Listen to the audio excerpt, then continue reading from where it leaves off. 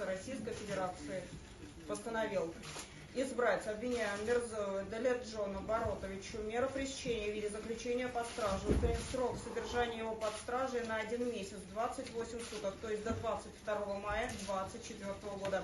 Настоящее постановление может быть обжаловано Московский городской Уголовного кодекса Российской Федерации.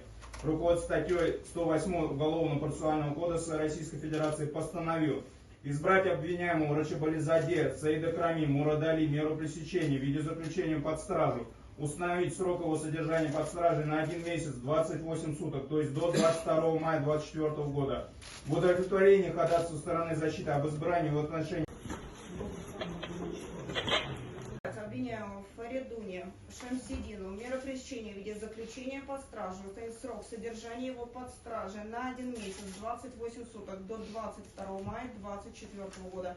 Настоящее постановление предусмотрено пунктом Б части 3 статьи 205 Уголовного кодекса Российской Федерации. Руководство статьей 108 Уголовного процессуального кодекса Российской Федерации постановил избрать обвиняемому Файзову Мухаммад-Сабиру Закирчоновичу меру пресечения в виде заключения под стражу, установить срок его содержания под стражей на 1 месяц, 28 суток, то есть до 22 мая 2024 года.